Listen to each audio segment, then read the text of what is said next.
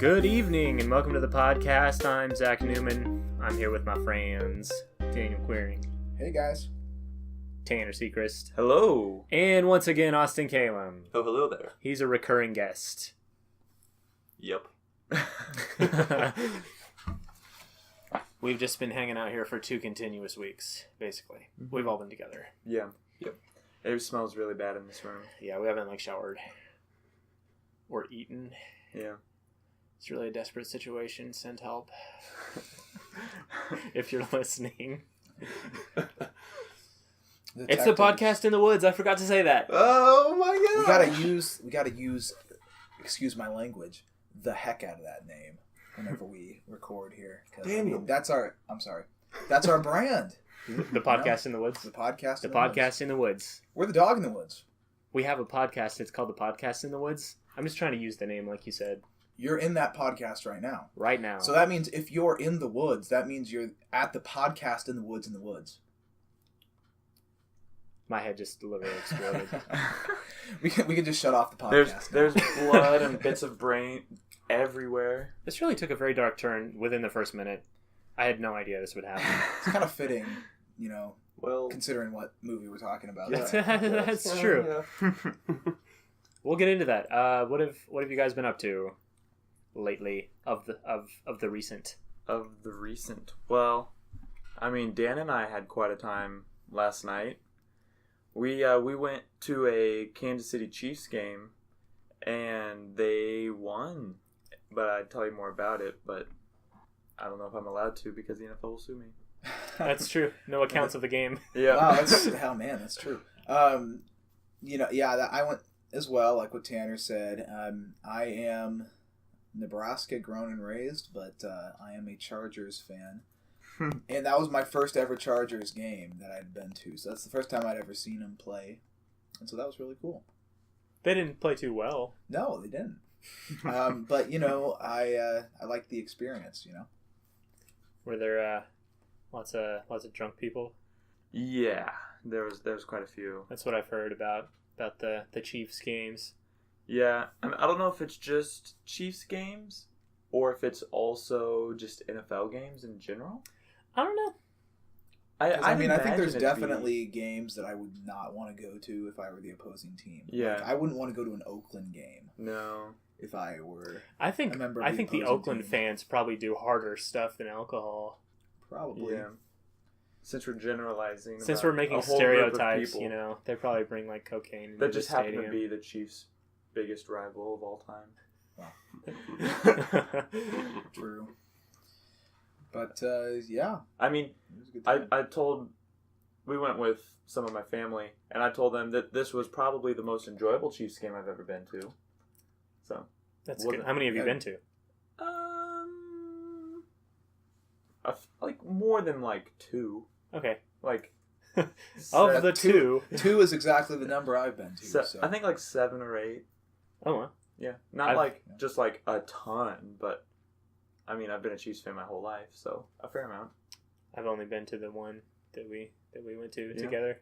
That was a good time last too. year. Yeah. It was kind of funny because we mentioned some of the fans getting rowdy. There was a Chargers fan right behind us that was pretty rowdy.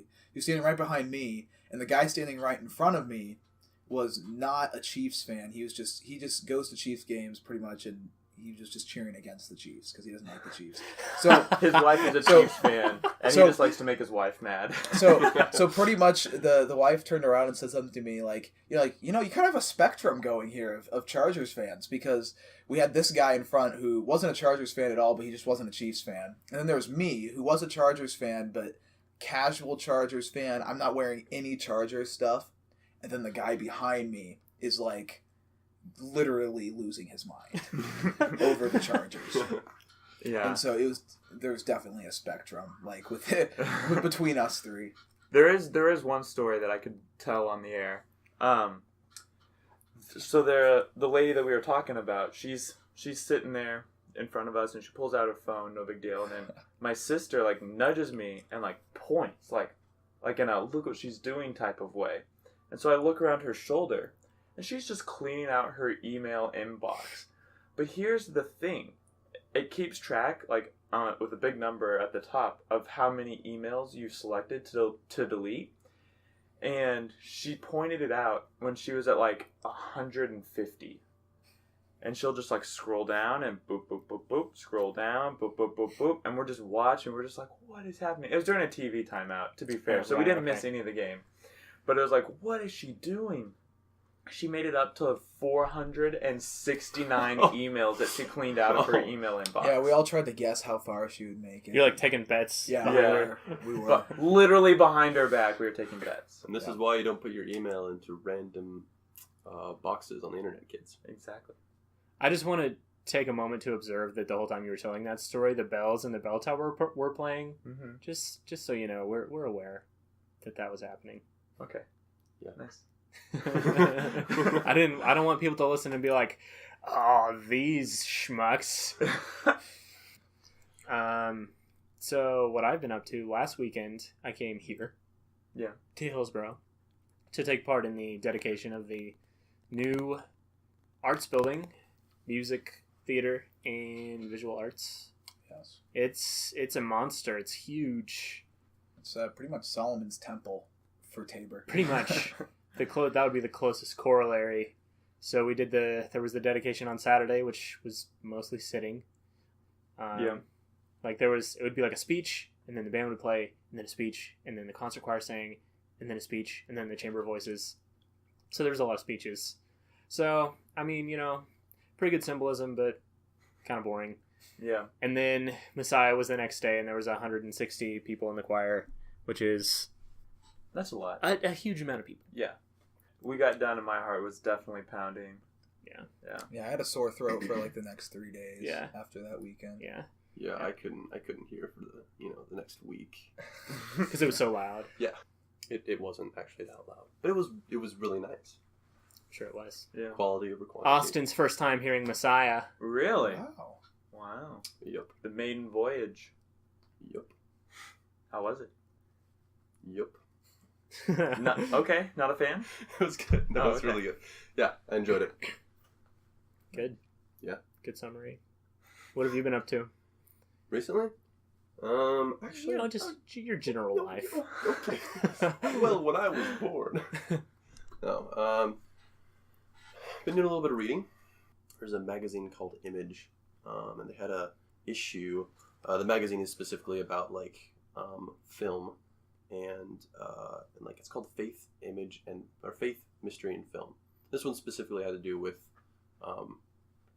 Faith, Art, and Film. Sorry, whatever. You should have looked. I know, I should have looked. You did read the article, This one right? specifically had to do with film. So it's kind of interesting. There's some commentaries on kind of like what films are relevant to us today to help us live better lives, that kind of thing. So it's kind of interesting, kind of fun. Also been kind of spending some more time with family recently now that school's over. For a little bit, so it's been good. Kind of taking a break from the hustle bustle. Yeah. Speaking of your family, we recently put on the company Instagram account the video of your brother Douglas talking about why he was cooking a turkey on the set of his short film. Oh, really? Yep. So if you haven't seen that, check that out on the Instagram. It's pretty funny. Do you want to say the Instagram account? No, it's at the Dog in the Woods. Nice. Yeah. Surprise. I won't tell you the full. Maybe we'll tell you that full story a different day, or you can just look on the Instagram account. It's good stuff. It's pretty tasty. Anything on there is pretty much what you need to know. Yeah, pretty much. It'll change your life. It will. It changed our life. Yeah. If Literally you want to be more like the sparkling examples of success that we all are, just follow our Instagram. Follow our Instagram account. Just the other day, a lady came up to me. She said, "Your Instagram account saved my marriage." Wow. No, she didn't. Oh, man.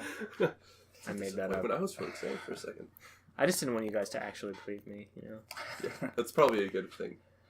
So, today, we're talking about The Deer Hunter. Very different from the last episode.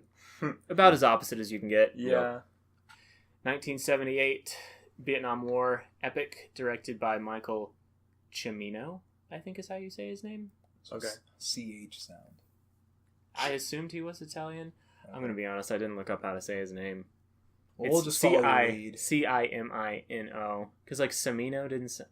And Camino doesn't sound right either, so... Heck. Let's go with Cimino. Let's look it up right now. Oh, okay. You know, we can cut some of this. Yeah. Right. Yeah, we can. Now joining us. We literally can. Oh my gosh, I had no idea. The voice now joining us is Zach's phone. Welcome to the podcast, Zach's phone. Oh, here we go. There's a There's a YouTube video on it. It's a minute long. On how to pronounce his name. Yes. Michael Cimino. It is Cimino. Hey! I don't know what the remaining 40 seconds are. 50 seconds. Wait. Michael Cimino. Oh, she's just going to say it over and over again. All right, thanks for joining us, Zach's Michael phone. Cimino. Probably the best video I've seen on YouTube in a while. Probably my favorite one. Top 10 at least.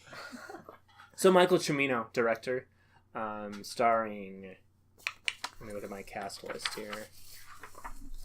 We got some good ones. Robert De Niro, Christopher Walken, John Savage, John Cazale, Meryl Streep, and I've never heard of the rest of these people. I stopped at this guy because I don't know how to say his name. George Desunda?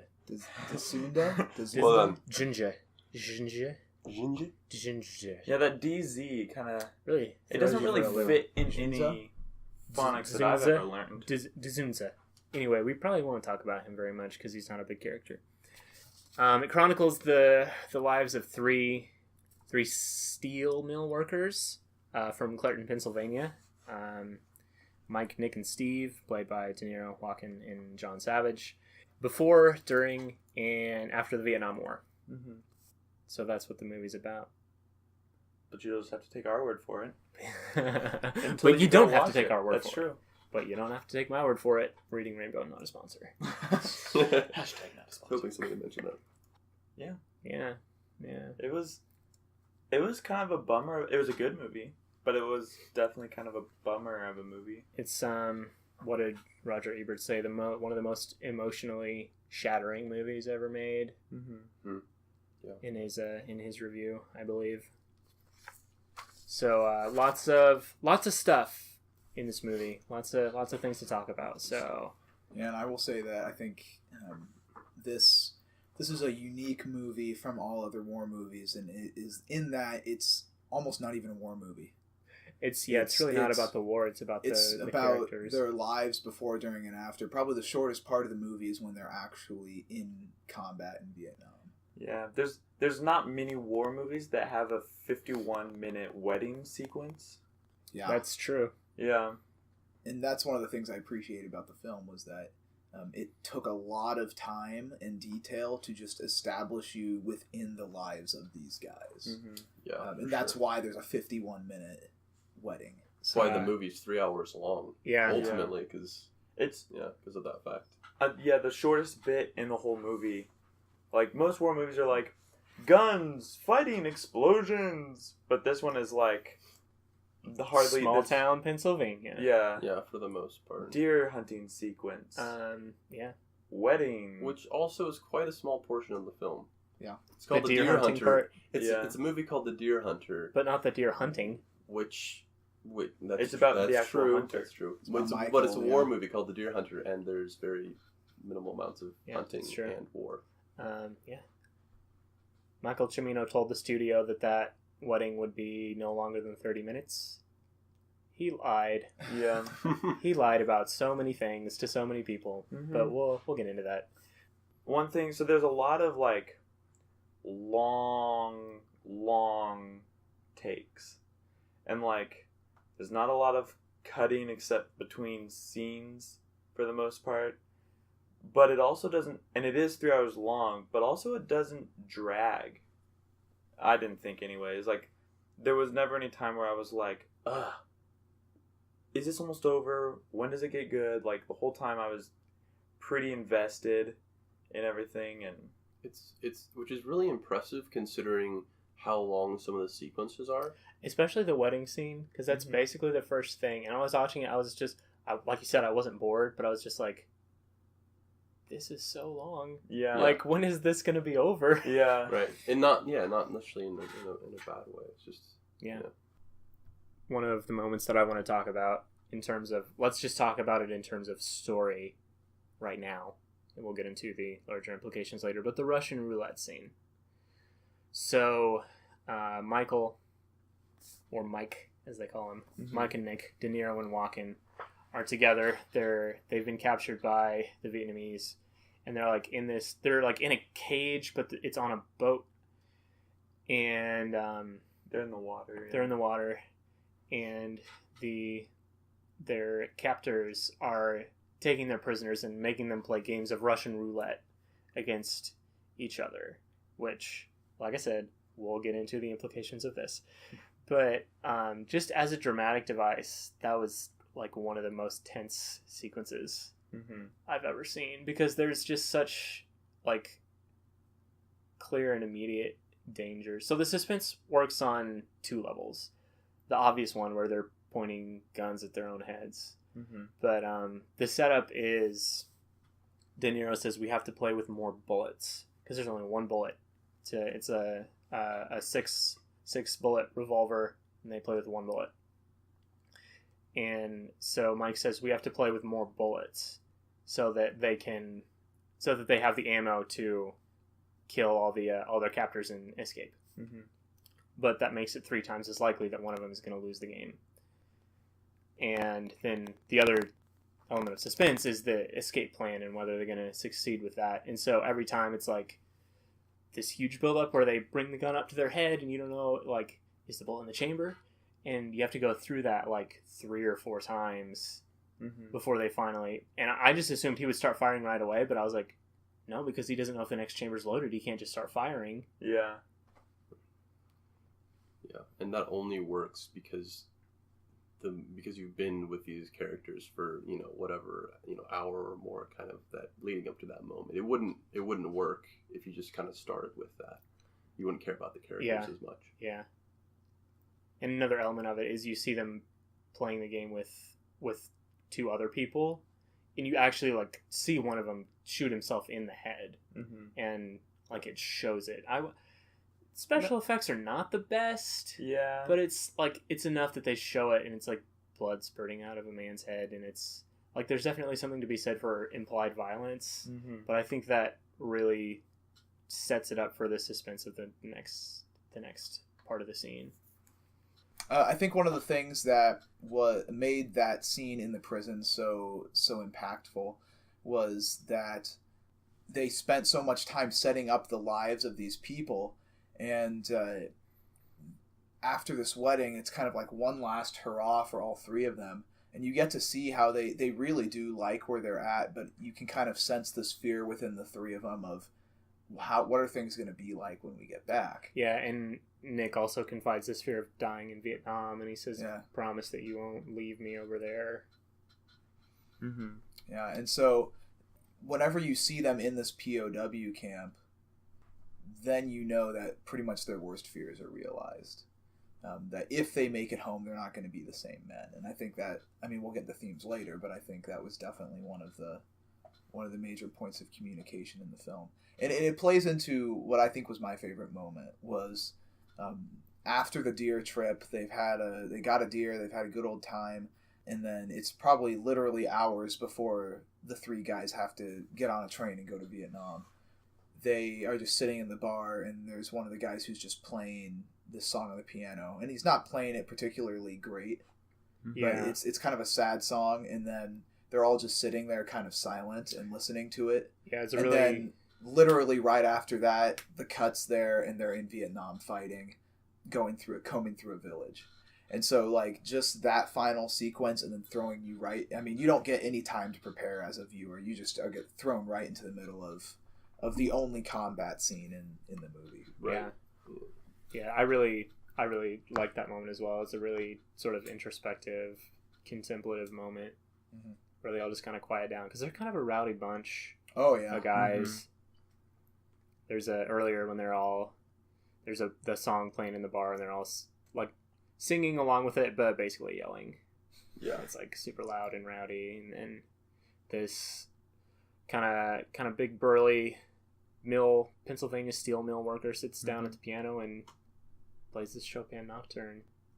One of my favorite moments is something I think one of you mentioned earlier, or one of the lines you mentioned earlier. But it's right after kind of the wedding reception, and at this point, Mike, through a series of events, has become completely naked. Yeah, that was It was kind of a bizarre move, random thing, but I think it's just kind of this. I don't know. He's drunk. He's just kind of in a little bit of a like a fuzz or whatever, and he's like the new couple are driving away, and he's like just ends up running off or whatever, and Nikki chases him, and they end up at like this old like basketball area in a park, and they're both leaning up against a pole, kind of facing away from each other, and Mike says, "It's all going so fast," and Nikki responds, I don't know if it's right after, but he eventually says, "Don't leave me there." And it's just kind of this moment of a really interesting kind of juxtaposition of like what happens later in the film and this like time right now. Like in this moment, Mike seems to be the one that's kind of out of control and unsure about kind of, what's happening, and like he's kind of doesn't really have it together and such. Like he's he's completely naked, right? And it's just such an interesting moment of like this turning point in the film, because when you go and they're in Vietnam, he's the one that's like Mike's the one that's holding everybody together. He's like talking to Stevie, like trying to keep them together while they're below in the water, like trapped, while people are playing Russian roulette above them. It's just kind of a nice moment that's like that kind of brings those two sides of the film together and kind of alludes to some stuff later on.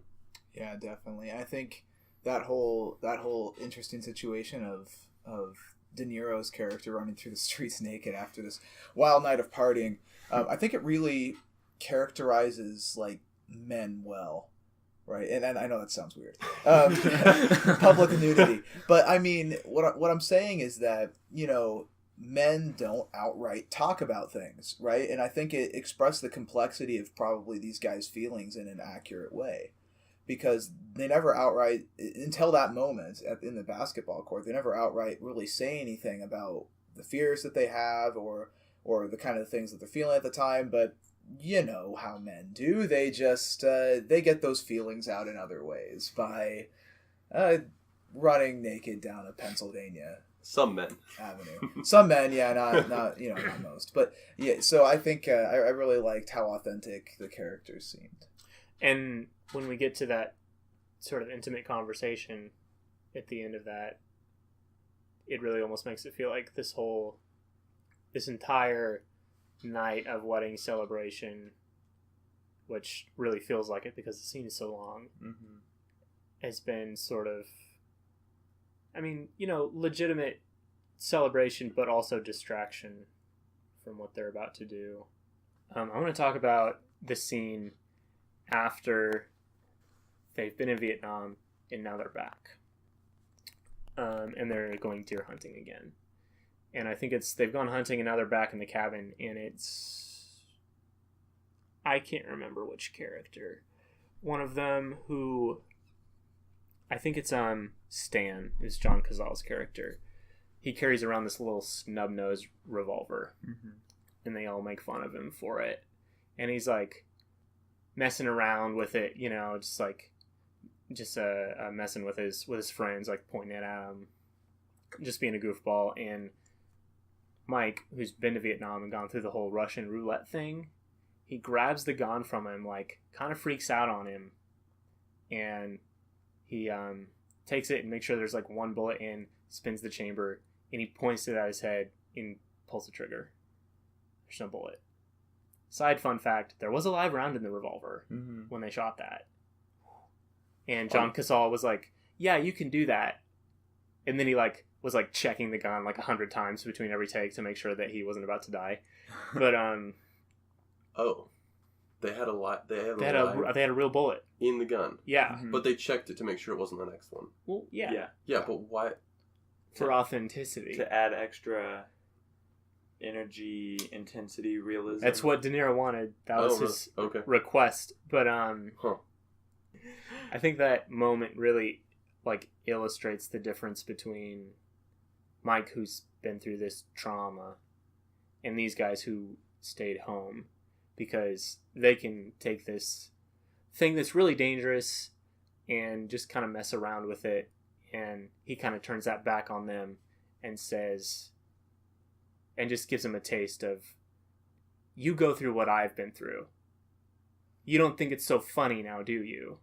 Yeah. And that's just, yeah. And I think the entire group that goes on that trip from then on realizes that things have changed. I think that's when things kind of come down on them, because I mean, I just noticed today when I was watching it that whenever they parked back at Mike's house and they were all getting out of the car, none of them were saying anything to anyone. Like, it's almost like that whole ride home was just silent. Which, if you know these guys, they yell at each other the whole time. They call each other names. They make jokes. They're drinking beer while in the first deer hunt. They're drinking beer and doing stuff like that on the way to the deer hunt while they're driving through the mountains. And on this one back, they just all get out of the car, get their stuff, and then they walk home. And so I think they definitely see that things have changed. Mm-hmm. That things aren't the war, or at least the experience of Mike has changed him a lot. Yeah, he's almost, I don't know if I want to call it an awakening, but sort of to the seriousness of the violence of the world. And he's just too sensitive to that to mess around with it anymore.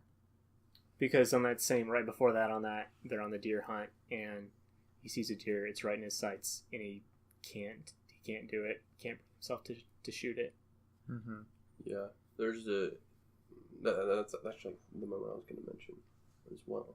And I think the thing that's really interesting, I mean, the moment we've been talking about with the pistol, I think what's really interesting about it is that this pistol, it shows up earlier in the film. Like, it's been around, we kind of know, about it. And it's like this thing that's just always there, but they don't really, Mike doesn't see it, the pistol, as like, this thing of like, reminding him of Vietnam until after the war, or after the fact, of course, that he's been there. But it's definitely this symbol, this like visual symbolism of like, it's Vietnam at home. And specifically what I find interesting is they didn't write this to happen like in just, in their hometown. They were up in the mountains, and like for Mike, it's like, this is like his his sanctuary or whatever. It's like his place away from everything else. Like in movie, they even use like choral music when he's up there hunting in the background to kind of connect this to like this almost like holy kind of sacred, separate, set apart kind of setting. And so it's really interesting because then they have this gun there, and it's like, he can't get away from the violence and he can't get away from Vietnam no matter where he is. The trauma is sort of seeped into his it's into his safe place. Yeah, whether it's the pistol or him shooting a deer, or even later with like a deer mantle on the wall, like it just reminds him again. So it's really interesting how that, like, those two worlds of like complete opposite nature kind of collide in that moment. So I guess this would be a spoiler alert, but I think just that entire sequence of how it ends with Mike and going back to Saigon to get Nick, and then the last thing that he does with Nick is he sits down across from him in the Russian roulette game to try to get him back home. And so, I mean, it was kind of like this full circle thing. Like this is where they started, and this is where it all ends. And I found that whole situation really ironic, because the person who is initially in the Russian roulette parlor in that game in Saigon is Mike. Mike is there first, and then Nick happens to stumble by. And so Mike seems to be enveloped into this world initially. And then with Nick having his experiences along with Mike, it's Nick who just goes AWOL and then spends like what seems like a year or so just playing Russian roulette, earning a bunch of money in these games. And so Nick's the one who really just takes the whole thing out of control. And so to see them both back at that table, I think was very powerful. I think it's interesting that specifically Nick is the one who ends up taking that path, because in that first roulette scene, he's terrified. and Mike has to at the POW camp. Yeah, he has to really work to calm him down. And I'll get into this later with one of the themes I want to talk about, but sort of one of his reactions to his experience would seem to indicate is life no longer means anything to him. This was the biggest deal in the world, and now he'll gamble it away for some money. Yeah, it's almost exactly in that way. You know, Nick doesn't seem to have any recollection of who he was. Yeah. Or what his life was before. And so it's almost as if he is not, in the way the mindset that he's in, he is not gambling with his own life. It's like he's gambling with the life of a stranger, because he doesn't remember anymore what his life was before. Right? And so it's almost like Nick grew another person onto his consciousness or something like that, and that Nick is just operating from then on. Yeah, or really just left his person kind of behind and just became a shell of himself. I think one of the indicative moments of that is when he goes to, I think they're in the military hospital, and he goes to make a call, and he's going to call Linda, who's Meryl Streep's character, who they've had some romantic chemistry earlier in the movie, and he goes to call her, and he makes the call, but before she answers, he just hangs up because he can't do it. He's been, I don't know, too separated from his life, and he feels like he can never go back. Yeah, and I think that starts kind of unraveling for him whenever he's in the hospital in Saigon after this traumatic incident. And I think one of the doctors or one of the officers or someone comes by and starts asking him questions like, "Are you this person? Yes. Can I see your name tag? Yes. What are your parents' names?" And then he asks, "What are your parents' date of birth?" And Nick can't answer. I don't think, maybe he just doesn't remember. And I think that him not being able to remember his own parents' birthdays is so overwhelming to him that he just starts crying. He just loses it in that hospital. There's an interesting moment there talking about him eventually playing Russian roulette at the end and playing, for whatever, a year or whatever. In that moment when he's at the hospital, the doctor says, isn't your last name Russian? Yeah, and he says it's American. Yeah, which it's an interesting thing. I'm assuming it's got to be intentional that he had a last name that was kind of Russian, and there's these Russian kind of these things they do at the wedding, that sort of thing, right?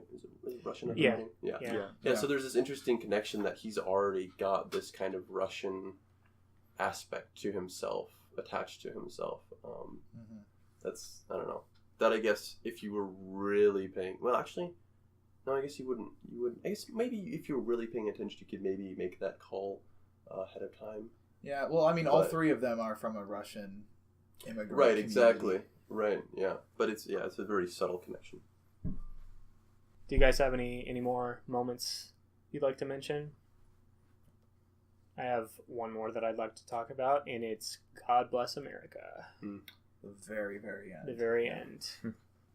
The question that came to mind was, is this ironic? And then in the research, it was interesting because I was reading an article that was talking about all the different reviews that came out, and it was every reviewer brought up the question, is it ironic? And every single one of them came to the conclusion, no, it's not. So they all thought the same thing, but they all still wondered. So what do you guys think? Is it? So by ironic, we mean that it's kind of a way of questioning whether the Vietnam War was worth what happened to the people. Yeah, or really in a general sense of they've gone through this experience, and then it's sort of a bitter, sarcastic, well, God bless America.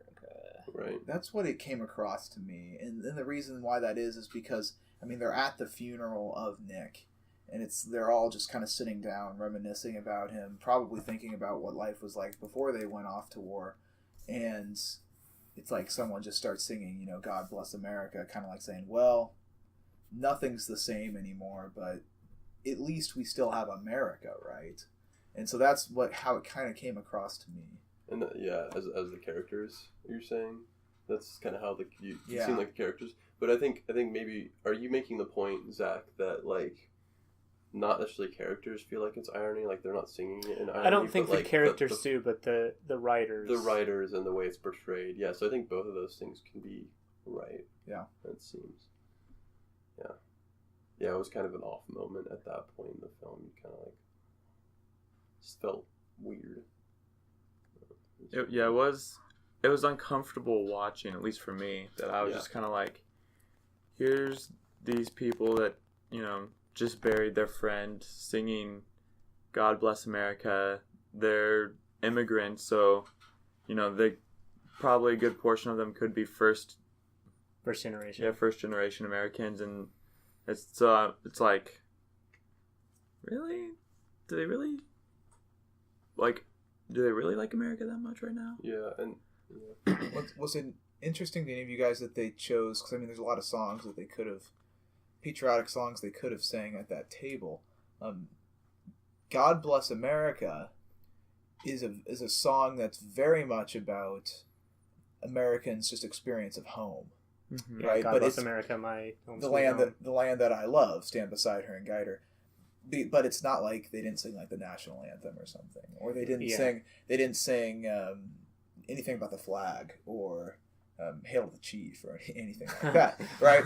So, I mean, does the choice of God Bless America have send a message that maybe what these people were fighting for was the thing that they loved, what they loved was home, not necessarily patriotism or the government or America as a nation or something like that. Yeah, and when you think about the concept of America, is that people of America, is that separate from the government's choices and what the military does? Yeah.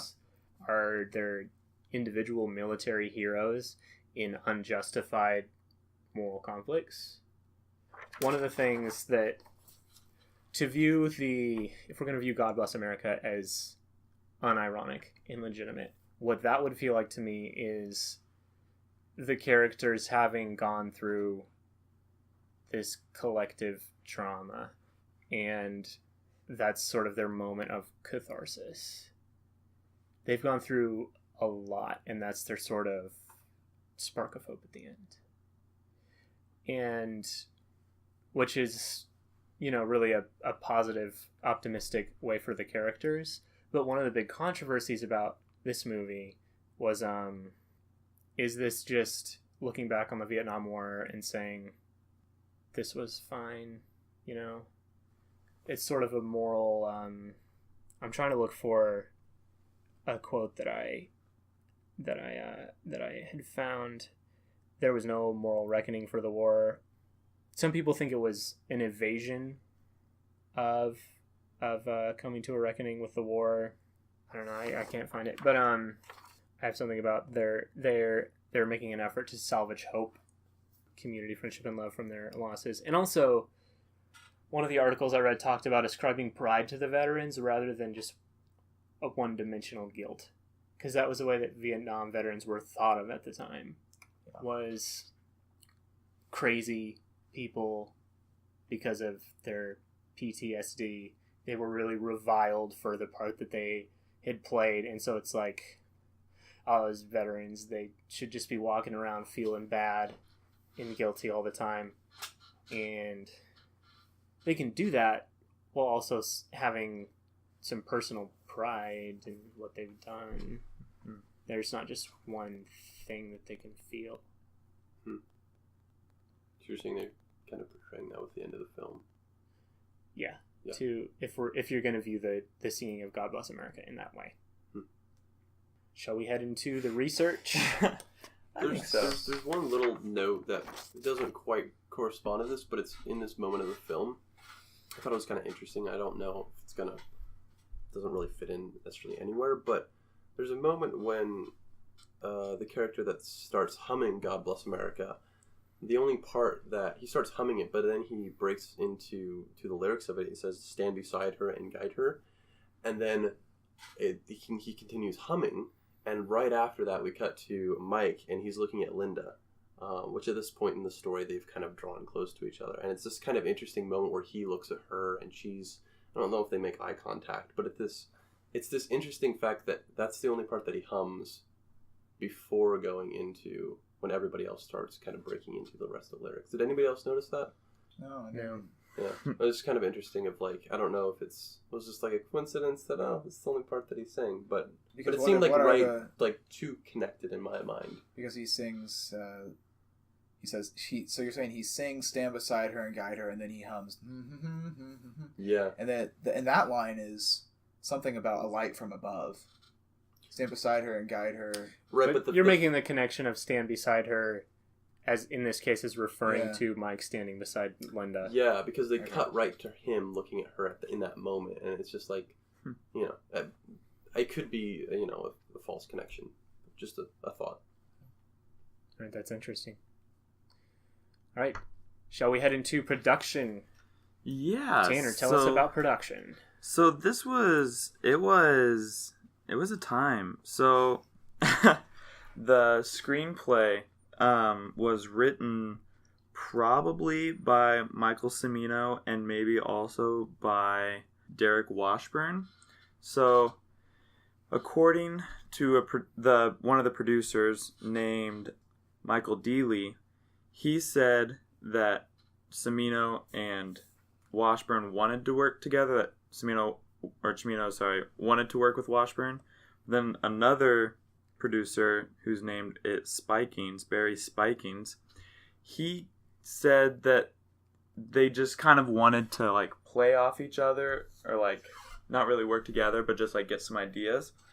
So that's from those two. So you'd think that Cimino and Washburn would clear it up, but according to Cimino, he would call in from wherever he was scouting, because they shot all the parts in Vietnam in Thailand, and so he was out scouting locations and would call in with ideas and help, and that they would work on the script that way. And then when he got the script back, he said, I came back and read it, and I just could not believe what I read. It was like it was written by somebody who was mentally deranged. And so he fired Washburn and wrote the entire screenplay himself.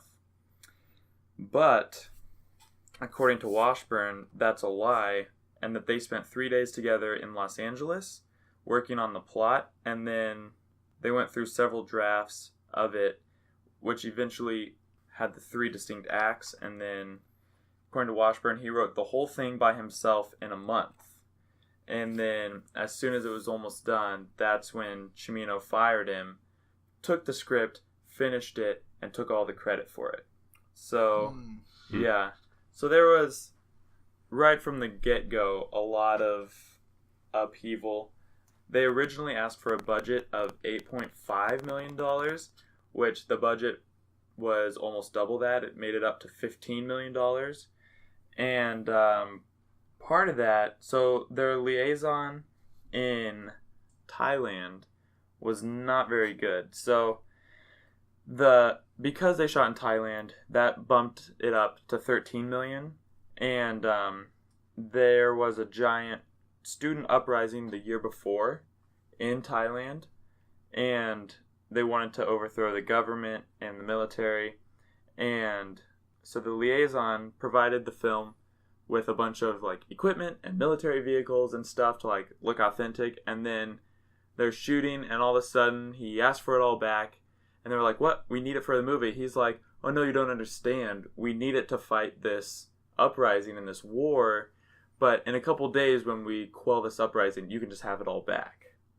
And that was like, yeah. So that was kind of interesting. Did they quell the uprising? Yeah, did they get it back in 3 days? They did, I guess, since they got all the stuff back. So they just had a 3-day break in the middle of the film. Yeah. I mean, they probably didn't. I mean, it was probably longer than that. That was just the quote. Right. But, so that was pretty interesting.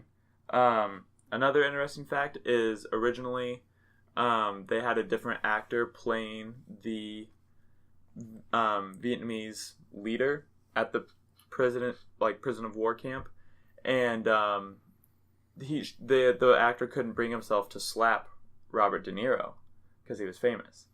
Well, So they found somebody else who did not like Americans and had no problem slapping Americans. And he was the one that ended up playing the leader. And a lot of the slaps were unscripted because De Niro was like, oh, if they actually slap us, then it'll be more authentic. So a lot of the times when you see Christopher Walken have a very surprised look on his face after being slapped, that's because he was not expecting it. So that was pretty interesting. Also, Savage and De Niro did a lot of their own... Well, no, they did their own stunts. Right. And the scene where they fall from the helicopter into the river, they did that, I think it was 15 times in 2 days. And yeah, it was quite a time. So they when they're on the bridge and the helicopter's like starting to take off, they got like caught on the bridge. Yeah. And they're like gesturing like wildly to them, like, don't take off or you're gonna like tear us apart. Yeah. The footage of that got into the movie. Yeah.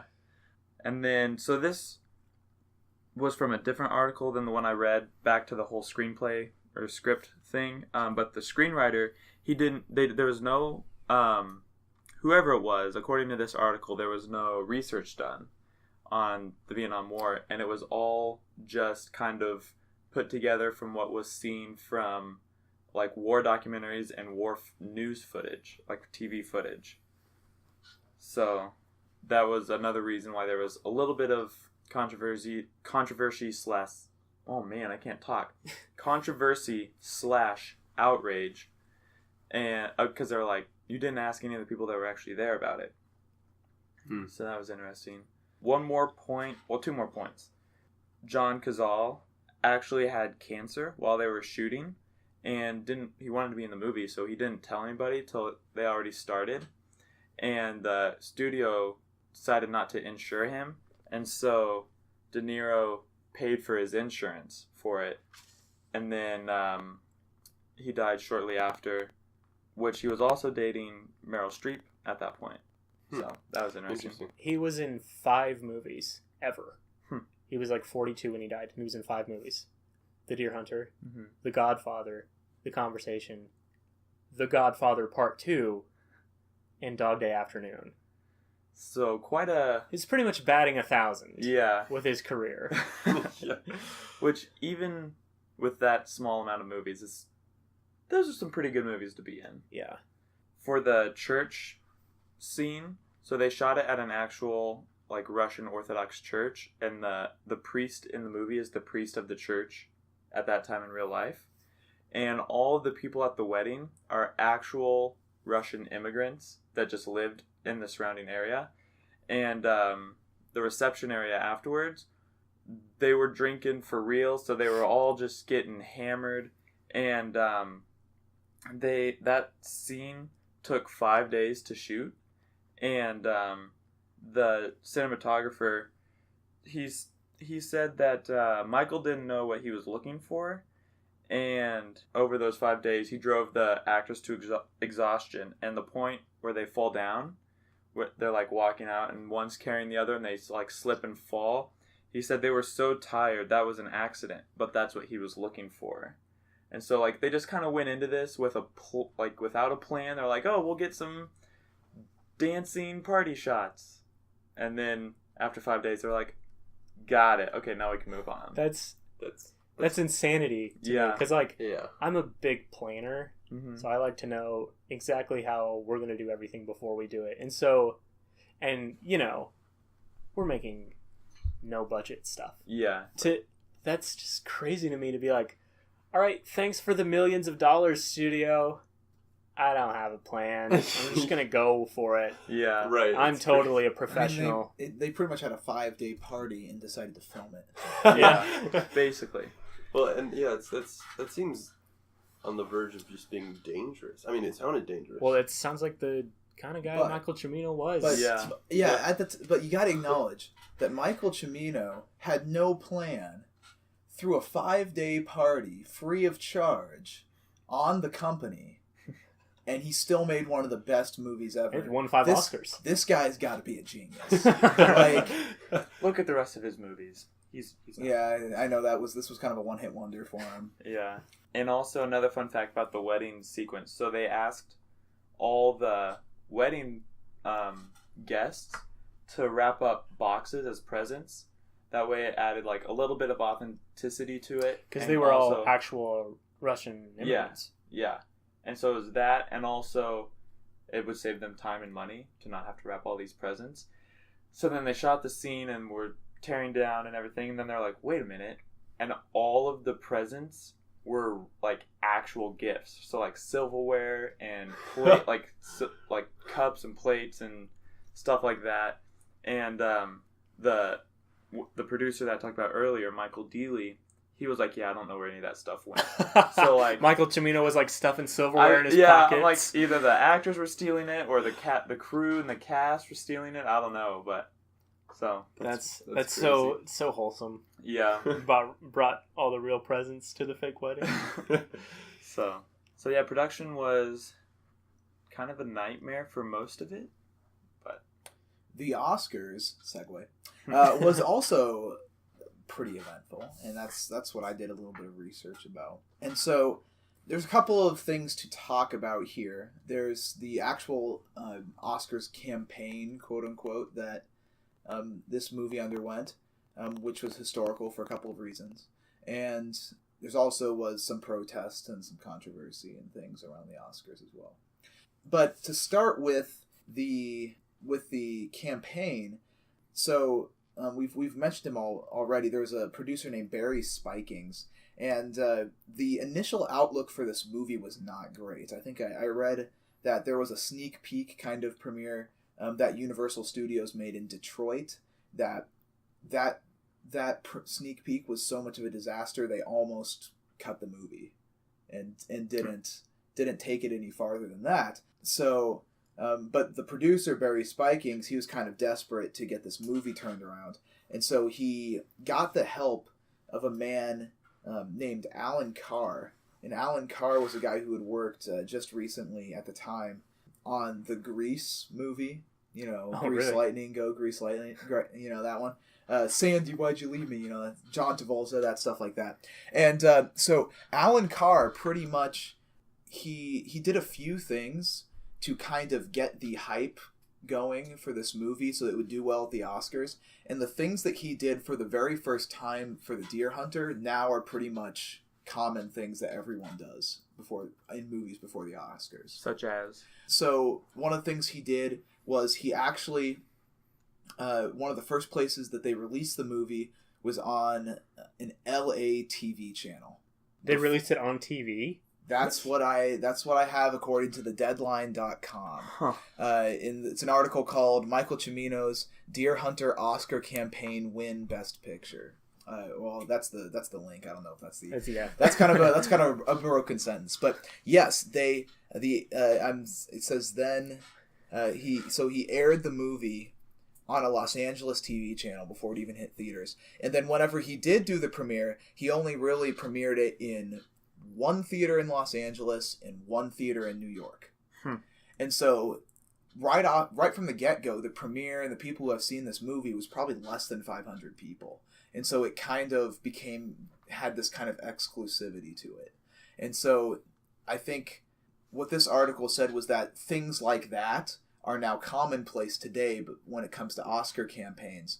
But back then, what Alan Carr did was unprecedented. This was something that was done for the first time with The Deer Hunter. And then, of course, it did very well at the Oscars. It won Best Picture, it won Best Director, Best Supporting Actor, which was Christopher Walken, and then Best Film Editing, Best Sound, and then it was nominated for all sorts of other things that, of course, it didn't win, but that's still a pretty impressive resume for one Oscars. And so that's kind of one half of the little bit of the history behind the Oscars. I think it's interesting that De Niro was nominated for Best Actor and he lost to Jon Voight. Yeah, who was also in a Vietnam movie. Yeah, called Coming Home. Yeah, and so that's another part of the controversy behind the Oscars, because at the time the industry didn't really like Vietnam War movies. Well, it was 1979. Yeah. And the war had ended like Just very recently. 4 years ago. I'm it not. was very recently, and so it was kind of known in Hollywood at the time. They were just kind of known. Vietnam films are busts, right? We don't want to get into it because it's just such a politically fueled thing, and so it made producers uneasy. The whole idea of I'm sure Coming Home did with Jon Voight, because that was also a Vietnam movie. I'm sure that made producers uneasy, and the same thing with The Deer Hunter. And the thing is that initially, before the film came out, Cimino and the rest of the Deer Hunter, squad, kind of played off the movie as being apolitical, neutral, and things like that. And that kind of set them up to be, hounded even more for because if you claim to be neutral and then you do some things that don't make you look neutral, that kind of sets you up for even more things. So there's about a two-pronged thing with why there are protests at the Oscars that year over The Deer Hunter. One of them had to do with the charge of the movie being racist.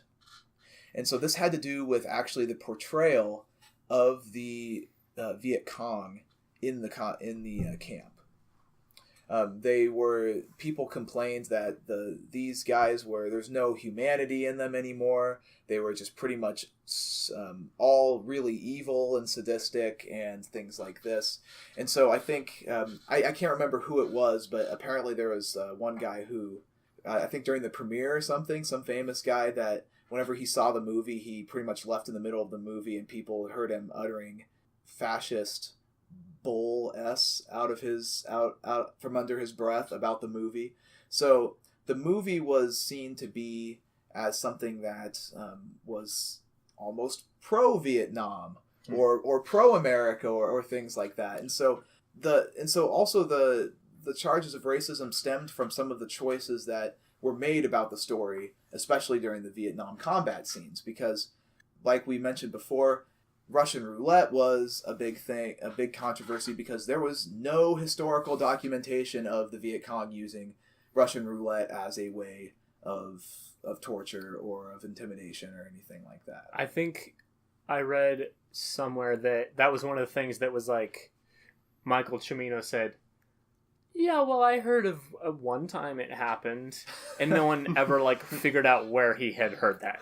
Well, the script and screenplay came from a short story which was not about Vietnam. No, right. It was not about Vietnam. It was about Vegas, but it had Russian roulette in it, and so they bought the rights to this short story, added Vietnam instead of Vegas. Quite a change. Because those two things are comparable. Yeah. It's like you could have just written a whole new story and no one would have been like, oh, these are the same things. So, that was one of the charges that was brought against them, is that that it was a racist movie. They pointed out that there's no Black or Latino American soldiers in the movie. Well, the one guy that loses his arms. Yeah, he's in the bed. Yeah, so he doesn't have either of his arms. But, and then one of the things was kind of this tension between people were criticizing it because they thought it didn't portray the Vietnam War as realistically as they thought it should. For instance, there was a massacre that was, from what I've read, that was actually committed by the Americans to this village, where the Americans pretty much killed an entire village of Vietnamese people, women and children. And so what got people really angry was that the only combat scene in the movie was actually the Viet Cong doing that thing to a village of people. And so that made people angry. But at the same time, the response of Cimino and the rest of the cast and crew were, well, we weren't portraying that massacre. I think it was My Loy or something like that was the name of it. We weren't trying to portray that. So I don't see why, if they were trying to portray it, but they flipped it around and made the Viet Cong bad, then that would probably be an issue for some controversy. But the fact that, it was just kind of this generic scene that doesn't even last that long. But, that got people angry as well. So it prompted some comments by Cimino about how, that this is not as much as of a historical movie as you guys think it is. We've taken some liberties here, right? It's not supposed to be a carbon copy of the events of the Vietnam War. Do you have anything about the actual Oscars ceremony? The only thing I know is that it was the award for was it Best Picture? Yeah, was presented by John Wayne, and John Wayne was not a fan of The Deer Hunter. Now, John Wayne seemed to be a very pro-Vietnam War guy. Well, he was in a movie in 1968 called The Green Berets, Yes. which is a very hoorah yes. American GI. I've seen that movie. one, and I found a funny quote about that because it was when in the article they were talking about how Vietnam War movies were just kind of a no-go in the industry at the time, and one of the people were quoted as saying, saying the Green Beret doesn't count as a Vietnam War movie. It's not about Vietnam. It's about Santa Monica. It's just to say that that movie didn't really portray Vietnam in an accurate way. It was overglorified and not nearly as painful or as traumatizing as it actually was. I read this is a quote from a person who was only identified as a journalist at the ceremony from the article I read. When the picture's name was read, it was as if you had proposed to a girl and were horrified she had accepted.